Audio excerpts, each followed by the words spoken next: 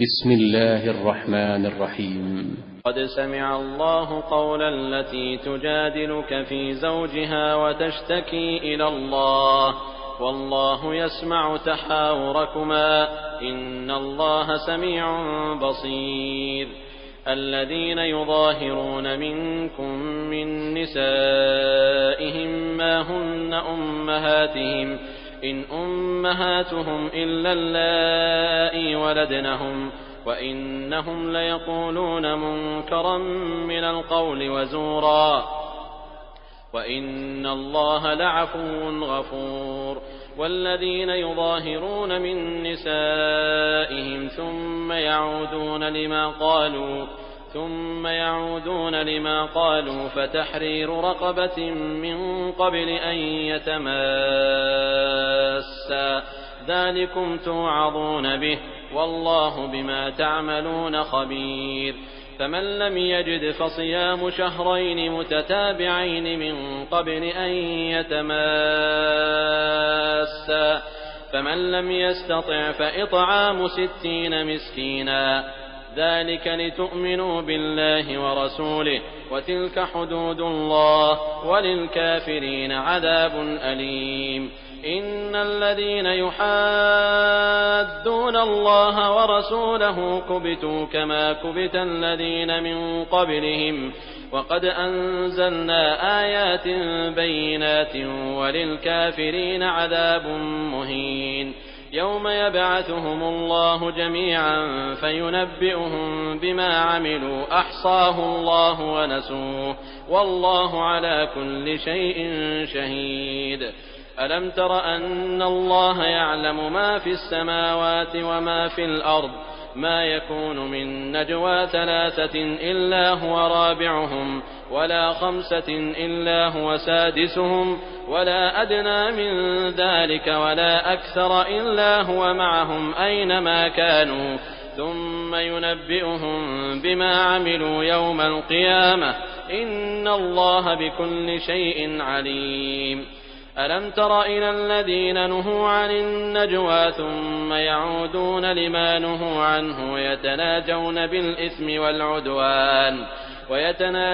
بالإثم والعدوان ومعصية الرسول وإذا جاءوك حيوك بما لم يحيك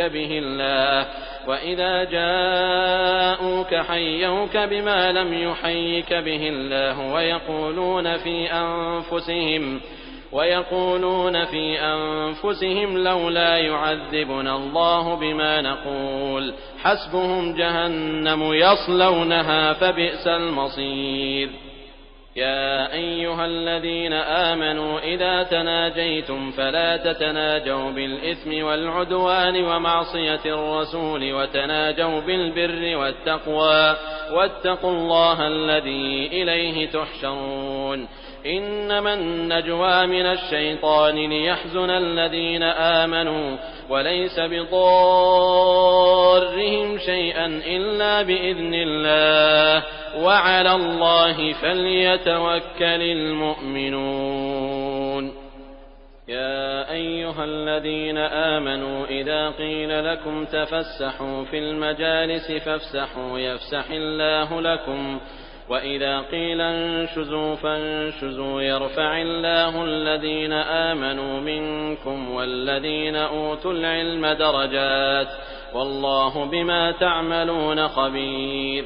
يا أيها الذين آمنوا إذا ناجيتم الرسول فقدموا بين يدي نجواكم صدقة ذلك خير لكم وأطهر فإن لم تجدوا فإن الله غفور رحيم. أأشفقتم أن تقدموا بين يدي نجواكم صدقات فإذ لم تفعلوا وتاب الله عليكم فأقيموا الصلاة وآتوا الزكاة وأطيعوا الله ورسوله والله خبير بما تعملون. ألم تر إلى الذين تولوا قوما غضب الله عليهم ما هم منكم ولا منهم ويحلفون على الكذب وهم يعلمون أعد الله لهم عذابا شديدا إنهم ساء ما كانوا يعملون. اتخذوا أيمانهم جنة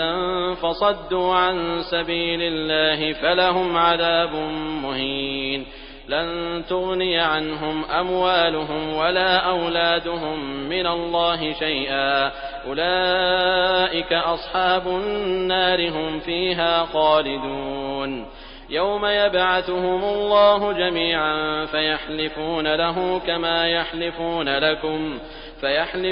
له كما يحلفون لكم ويحسبون أنهم على شيء ألا إنهم هم الكاذبون استحوذ عليهم الشيطان فأنساهم ذكر الله أولئك حزب الشيطان ألا إن حزب الشيطان هم الخاسرون إن الذين يحادون الله ورسوله أولئك في الأذلين كتب الله لأغلبن أنا ورسلي إن الله قوي عزيز لا تجد قوما يؤمنون بالله واليوم الآخر يوادون من حاد الله ورسوله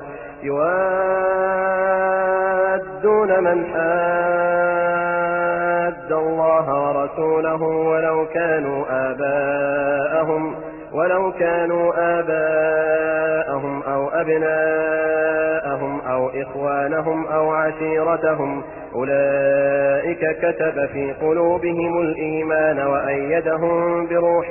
منه ويدخلهم جنات تجري من تحتها الأنهار خالدين فيها رضي الله عنهم ورضوا عنه أولئك حزب الله ألا إن حزب الله هم المفلحون بسم الله الرحمن الرحيم سبح لله ما في السماوات وما في الأرض وهو العزيز الحكيم هو الذي أخرج الذين كفروا من أهل الكتاب من ديارهم لأول الحشر ما ظننتم أن يخرجوا وظنوا أنهم مانعتهم حصونهم من الله فأتاهم الله من حيث لم يحتسبوا وقذف في قلوبهم الرعب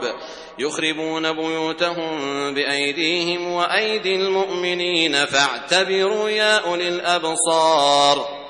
ولولا أن كتب الله عليهم الجلاء لعذبهم في الدنيا ولهم في الآخرة عذاب النار ذلك بأنهم شاقوا الله ورسوله ومن يشاق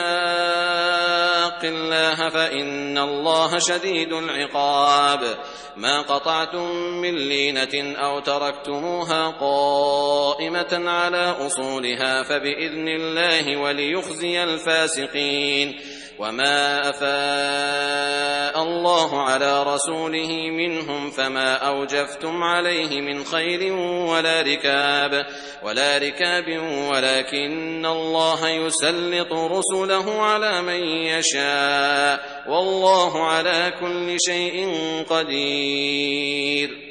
ما أفاء الله على رسوله من أهل القرى فلله وللرسول ولذي القربى واليتامى والمساكين وابن السبيل كي لا يكون دولة بين الأغنياء منكم وما آتاكم الرسول فخذوه وما نهاكم عنه فانتهوا واتقوا الله إن الله شديد العقاب للفقراء المهاجرين الذين أخرجوا من ديارهم وأموالهم يبتغون فضلا من الله ورضوانا وينصرون الله ورسوله أولئك هم الصادقون والذين تبوأوا الدار والإيمان من قبلهم يحبون من هاجر إليهم ولا يجدون في صدورهم حاجة مما أوتوا ويؤثرون على أنفسهم ويؤثرون على أنفسهم ولو كان بهم خصاصة ومن يوق شح نفسه فأولئك هم المفلحون والذين جاءوا من بعدهم يقولون ربنا اغفر لنا ولإخواننا الذين سبقونا بالإيمان ولا تجعل في قلوبنا غلا للذين آمنوا ربنا إنك رؤوف رحيم ألم تر إلى الذين نافقوا يقولون لإخوانهم الذين كفروا من أهل الكتاب لئن أخرجتم لنخرجن معكم ولا نطيع فيكم أحدا أبدا وإن قتلتم لننصرنكم والله يشهد إنهم لكاذبون لئن أخرجوا لا يخرجون معهم ولئن قتلوا لا ينصرونهم ولئن نصروهم ليولن الأدبار ثم لا ينصرون لأنتم أشد رهبة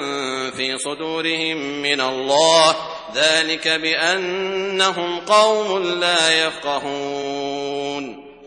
لا يقاتلونكم جميعا إلا في قرى محصنة أو من وراء جدر بأسهم بينهم شديد تحسبهم جميعا وقلوبهم شتى ذلك بأنهم قوم لا يعقلون كمثل الذين من قبلهم قريبا ذاقوا وبال أمرهم ولهم عذاب أليم كمثل الشيطان إذ قال للإنسان اكفر فلما كفر قال إني بريء منك إني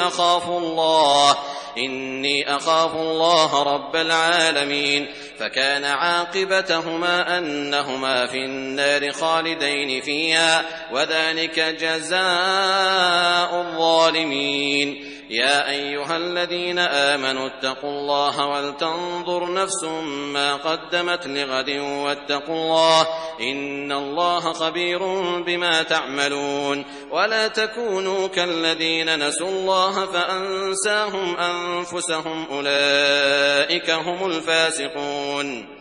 لا يستوي أصحاب النار وأصحاب الجنة أصحاب الجنة هم الفائزون لو أنزلنا هذا القرآن على جبل لرأيته خاشعا متصدعا من خشية الله وتلك الأمثال نضربها للناس لعلهم يتفكرون هو الله الذي لا إله إلا هو عالم الغيب والشهادة هو الرحمن الرحيم هو الله الذي لا إله إلا هو الملك القدوس السلام المؤمن المهيمن العزيز الجبار المتكبر سبحان الله عما يشركون هو الله الخالق البارئ المصور له الأسماء الحسنى يسبح له ما في السماوات والأرض وهو العزيز الحكيم بسم الله الرحمن الرحيم يا أيها الذين آمنوا لا تتخذوا عدوي وعدوكم أولياء تلقون إليهم بالمودة وقد كفروا بما جاءكم من الحق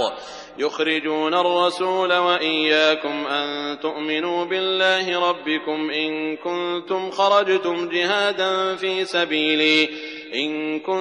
خرجتم جهادا في سبيلي وابتغاء مرضاتي تسرون إليهم بالمودة وأنا أعلم بما أخفيتم وما أعلنتم ومن يفعله منكم فقد ضل سواء السبيل إن يثقفوكم يكونوا لكم أعداء ويبسطوا إليكم أيديهم وألسنتهم بالسوء وودوا لو تكفرون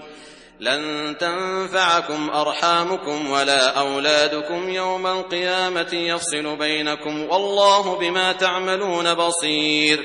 قد كانت لكم أسوة حسنة في إبراهيم والذين معه إذ قالوا لقومهم إنا براء منكم ومما تعبدون من دون الله كفرنا بكم وبدا بيننا وبينكم العداوة والبغضاء أبدا حتى تؤمنوا بالله وحده إلا قول إبراهيم لأبيه لأستغفرن لك وما أملك لك من الله من شيء ربنا عليك توكلنا وإليك أنبنا وإليك المصير ربنا لا تجعلنا فتنة للذين كفروا واغفر لنا ربنا إنك أنت العزيز الحكيم لقد كان لكم فيهم أسوة حسنة لمن كان يرجو الله واليوم الآخر ومن يتول فإن الله هو الغني الحميد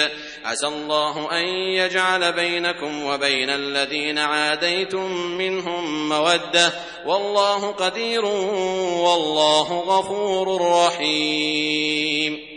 لا ينهاكم الله عن الذين لم يقاتلوكم في الدين ولم يخرجوكم من دياركم أن تبروهم وتقسطوا إليهم إن الله يحب المقسطين إنما ينهاكم الله عن الذين قاتلوكم في الدين وأخرجوكم من دياركم وظاهروا على إخراجكم أن تولوهم ومن يتولهم فأولئك هم الظالمون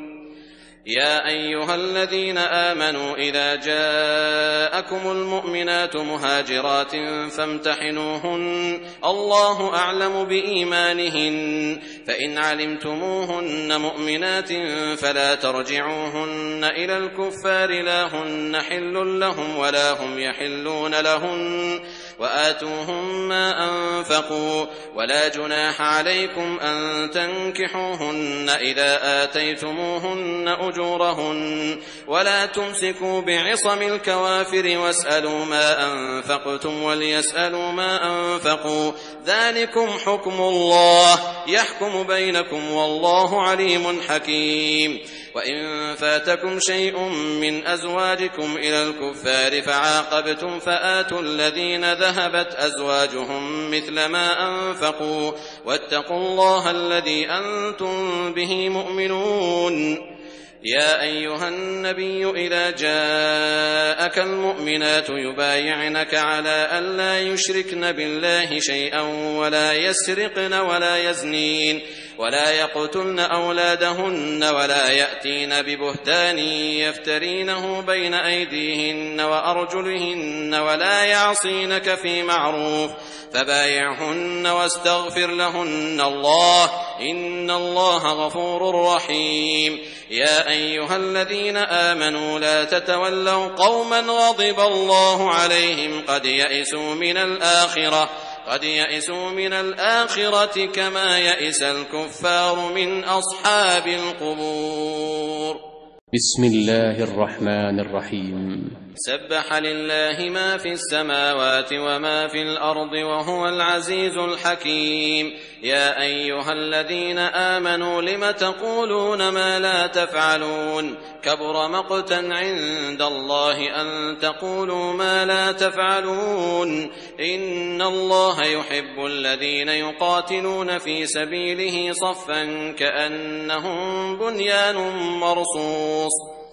وإذ قال موسى لقومه يا قوم لم تؤذونني وقد تعلمون أني رسول الله إليكم فلما زاغوا أزاغ الله قلوبهم والله لا يهدي القوم الفاسقين وإذ قال عيسى ابن مريم يا بني إسرائيل إني رسول الله إليكم مصدقا لما بين يدي من التوراة ومبشرا برسول يأتي من بعد اسمه أحمد فلما جاءهم بالبينات قالوا هذا سحر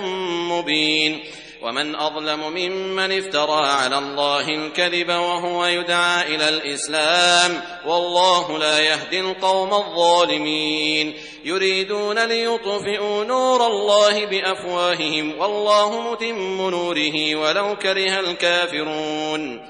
هو الذي أرسل رسوله بالهدى ودين الحق ليظهره على الدين كله ولو كره المشركون يا أيها الذين آمنوا هل أدلكم على تجارة تنجيكم من عذاب أليم تؤمنون بالله ورسوله وتجاهدون في سبيل الله بأموالكم وأنفسكم ذلكم خير لكم إن كنتم تعلمون يغفر لكم ذنوبكم ويدخلكم جنات تجري من تحتها الأنهار ومساكن طيبة في جنات عدن ذلك الفوز العظيم وأخرى تحبونها نصر من الله وفتح قريب وبشر المؤمنين يا أيها الذين آمنوا كونوا أنصار الله كما قال عيسى بن مريم للحواريين من أنصاري إلى الله قال الحواريون نحن أنصار الله فآمنت طائفة من بني إسرائيل وكفرت طائفة فأيدنا الذين آمنوا على عدوهم فأصبحوا ظاهرين. بسم الله الرحمن الرحيم. يسبح لله ما في السماوات وما في الأرض الملك القدوس العزيز الحكيم هو الذي بعث في الأميين رسولا منهم يتلو عليهم آياته ويزكيهم ويعلمهم الكتاب والحكمة وإن كانوا من قبل لفي ضلال مبين وآخرين منهم لما يلحقوا بهم وهو العزيز الحكيم ذلك فضل الله يؤتيه من يشاء والله ذو الفضل العظيم مثل الذين حملوا التوراة ثم لم يحملوها كمثل الحمار يحمل أسفارا بئس مثل القوم الذين كذبوا بآيات الله والله لا يهدي القوم الظالمين قل يا أيها الذين هادوا إن زعمتم أنكم أولياء لله من دون الناس فتمنوا الموت إن كنتم صادقين ولا يتمنونه أبدا بما قدمت أيديهم والله عليم بالظالمين قل إن الموت الذي تفرون منه فإنه ملاقيكم ثم تردون إلى عالم الغيب والشهادة فينبئكم بما كنتم تعملون يا أيها الذين آمنوا إذا نودي للصلاة من يوم الجمعة فاسعوا إلى ذكر الله وذروا البيع ذلكم خير لكم إن كنتم تعلمون فإذا قضيت الصلاة فانتشروا في الأرض وابتغوا من فضل الله واذكروا الله كثيرا لعلكم تفلحون وإذا رأوا تجارة أو لهوا انفضوا إليها وتركوك قائما قل ما عند الله خير من اللهو ومن التجارة والله خير الرازقين. أعوذ بالله من الشيطان الرجيم. بسم الله الرحمن الرحيم. إذا جاءك المنافقون قالوا نشهد إنك لرسول الله والله يعلم إنك لرسوله والله يشهد إن المنافقين لكاذبون اتخذوا أيمانهم جنة فصدوا عن سبيل الله إنهم ساء ما كانوا يعملون ذلك بأنهم آمنوا ثم كفروا فطبع على قلوبهم فهم لا يفقهون وإذا رأيتهم تعجبك أجسامهم وإن يقولوا تسمع لقولهم كأنهم خشب مسندة يحسبون كل صيحة عليهم هم العدو فاحذرهم قاتلهم الله أنى يؤفكون وإذا قيل لهم تعالوا يستغفر لكم رسول الله لووا رؤوسهم ورأيتهم يصدون وهم مستكبرون سواء عليهم أستغفرت لهم أم لم تستغفر لهم لن يغفر الله لهم إن الله لا يهدي القوم الفاسقين هم الذين يقولون لا تنفقوا على من عند رسول الله حتى ينفضوا ولله خزائن السماوات والأرض ولكن المنافقين لا يفقهون يقولون لئن رجعنا إلى المدينة ليخرجن الأعز منها الأذل ولله العزة ولرسوله وللمؤمنين ولكن المنافقين لا يعلمون يا أيها الذين آمنوا لا تلهكم أموالكم ولا أولادكم عن ذكر الله ومن يفعل ذلك فأولئك هم الخاسرون وأنفقوا مما رزقناكم من قبل أن يأتي أحدكم الموت فيقول رب لولا أخرتني إلى أجل قريب فأصدق وأكن من الصالحين ولن يؤخر الله نفسا إذا جاء أجلها والله خبير بما تعملون بسم الله الرحمن الرحيم يسبح لله ما في السماوات وما في الأرض له الملك وله الحمد وهو على كل شيء قدير هو الذي خلقكم فمنكم كافر ومنكم مؤمن والله بما تعملون بصير خلق السماوات والأرض بالحق وصوركم فأحسن صوركم وإليه المصير يعلم ما في السماوات والأرض ويعلم ما تسرون وما تعلنون والله عليم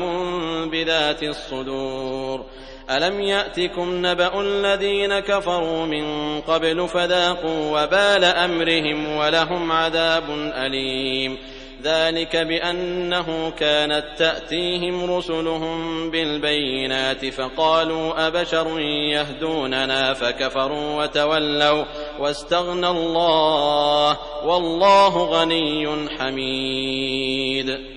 زعم الذين كفروا أن لن يبعثوا قل بلى وربي لتبعثن ثم لتنبؤن بما عملتم وذلك على الله يسير فآمنوا بالله ورسوله والنور الذي أنزلنا والله بما تعملون خبير يوم يجمعكم ليوم الجمع ذلك يوم التغابن ومن يؤمن بالله ويعمل صالحا يكفر عنه سيئاته ويدخله جنات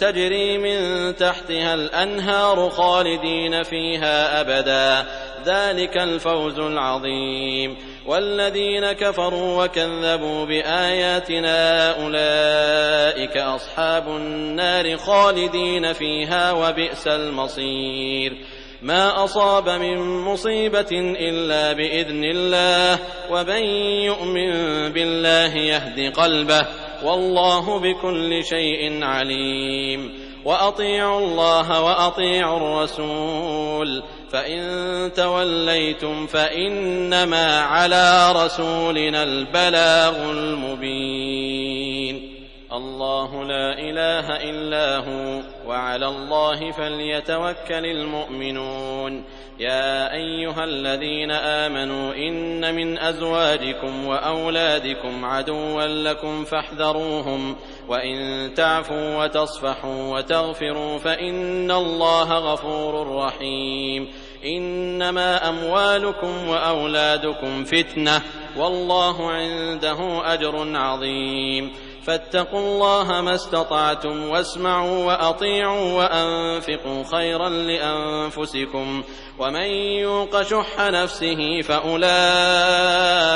هم المفلحون إن تقرضوا الله قرضا حسنا يضاعفه لكم ويغفر لكم والله شكور حليم. عالم الغيب والشهادة العزيز الحكيم. بسم الله الرحمن الرحيم. يا أيها النبي إذا طلقتم النساء فطلقوهن لعدتهن وأحصوا العدة واتقوا الله ربكم لا تخرجوهن من بيوتهن ولا يخرجن إلا أن يأتين بفاحشة مبينة وتلك حدود الله ومن يتعد حدود الله فقد ظلم نفسه لا تدري لعل الله يحدث بعد ذلك أمرا. فإذا بلغن أجلهن فأمسكوهن بمعروف أو فارقوهن بمعروف وأشهدوا ذوي عدل منكم وأقيموا الشهادة لله ذلكم يوعظ به من كان يؤمن بالله واليوم الآخر ومن يتق الله يجعل له مخرجا ويرزقه من حيث لا يحتسب ومن يتوكل على الله فهو حسبه إن الله بالغ أمره قد جعل الله لكل شيء قدرا. واللائي يئسن من المحيض من نسائكم إن ارتبتم فعدتهن 3 أشهر واللائي لم يحضن وأولاة الأحمال أجلهن أن يضعن حملهن ومن يتق الله يجعل له من أمره يسرا ذلك أمر الله أنزله إليكم ومن يتق الله يكفر عنه سيئاته ويعظم له أجرا. أسكنوهن من حيث سكنتم من وجدكم ولا تضاروهن لتضيقوا عليهن وإن كن أولات حمل فأنفقوا عليهن حتى يضعن حملهن فإن أرضعن لكم فآتوهن أجورهن وأتمروا بينكم بمعروف وإن تعاسرتم فسترضع له أخرى لينفق ذو سعة من سعته ومن قدر عليه رزقه فلينفق مما آتاه الله لا يكلف الله نفسا إلا ما آتاها سيجعل الله بعد عسر يسرا. وكأين من قرية عتت عن أمر ربها ورسله فحاسبناها حسابا شديدا وعذبناها عذابا نكرا فذاقت وبال أمرها وكان عاقبة أمرها خسرا. أعد الله لهم عذابا شديدا فاتقوا الله يا أولي الألباب الذين آمنوا قد أنزل الله إليكم ذكرا رسولا يتلو عليكم آيات الله مبينات ليخرج الذين آمنوا وعملوا الصالحات من الظلمات إلى النور ومن يؤمن بالله ويعمل صالحا يدخله جنات تجري من تحتها الأنهار خالدين فيها أبدا قد أحسن الله له رزقا. الله الذي خلق 7 سماوات ومن الأرض مثلهن يتنزل الأمر بينهن لتعلموا أن الله على كل شيء قدير وأن الله قد أحاط بكل شيء علما. بسم الله الرحمن الرحيم. يا أيها النبي لم تحرم ما أحل الله لك تبتغي مرضات أزواجك والله غفور رحيم. قد فرض الله لكم تحلة أيمانكم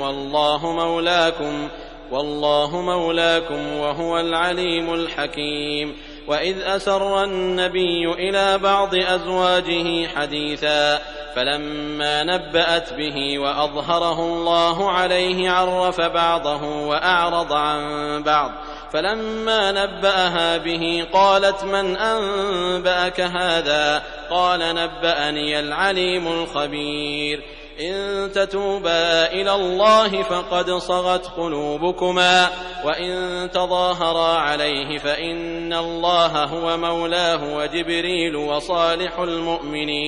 وصالح المؤمنين والملائكة بعد ذلك ظهير. عسى ربه إن طلقكن أن يبدله أزواجا خيرا منكن مسلمات مؤمنات قانتات تائبات عابدات سائحات ثيبات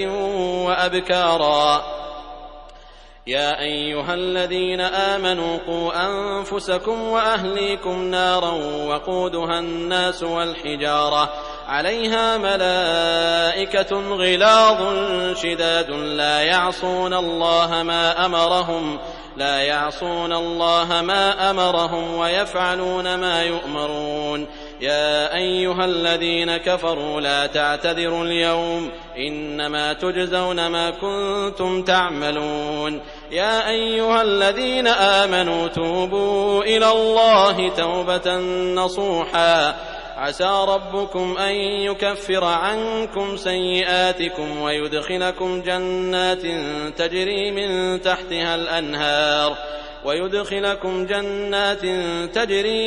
تحتها الأنهار يوم لا يخزي الله النبي والذين آمنوا معه نورهم يسعى بين أيديهم وبأيمانهم يقولون ربنا أتمم لنا نورنا واغفر لنا إنك على كل شيء قدير. يا أيها النبي جاهد الكفار والمنافقين واغلظ عليهم ومأواهم جهنم وبئس المصير. ضرب الله مثلا للذين كفروا امرأة نوح